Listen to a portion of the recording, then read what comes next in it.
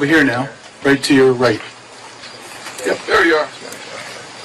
Senator, first, thanks for coming. I have an issue dear to my heart. I recently retired from a city just north of here. I did 41.5 years full-time on the police force, 22 as chief. We don't have an issue here in New Hampshire. Give my hand. But how? Thank you. What are you going to do with the red states the blue states that have a mess with the police departments? You know, they're trying to get rid of them, and you know the deal. Oh, yeah.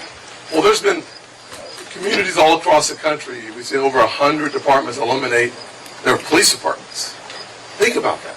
We've seen in big blue cities the devastation of crime wreaking havoc on the poorest, most vulnerable communities in the country.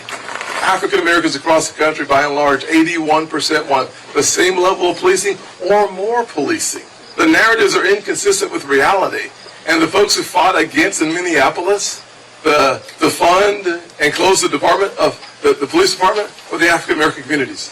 And so what we have here is a place that actually unifies America in support of law enforcement. One of the things I've done as the chief negotiator in the Senate for Republicans is make sure that the first thing we must do in order to have more folks wanting to spend 41 years in law enforcement. And a half. My bad. And a half. We have to protect your qualified immunity. You understand the importance of qualified immunity. Qualified immunity says when an officer is running into harm's way and makes a split-second decision, they don't lose their house and their pension and their family. That's just wrong. Second thing we have to do is increase the federal funding that's available.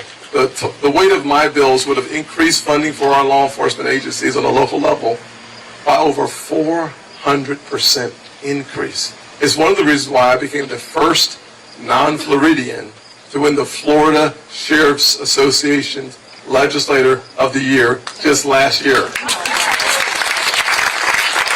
As well as a major county sheriff's legislator of the year for my work on law enforcement reform, because I brought them to the table and we wrote legislation based on their recommendations.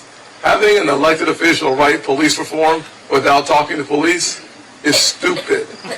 I'm looking for a politically correct word for it. Maybe dumb, but whatever it is, I'm never going to have it. So if we're going to provide the resources and restore the dignity and respect for our law enforcement agencies, that will help tremendously with recruiting. And then I have other plans that over time would allow more of our folks who get a college degree, want to go into law enforcement, to have their loans over time reduced by their public service in areas of need. Senator,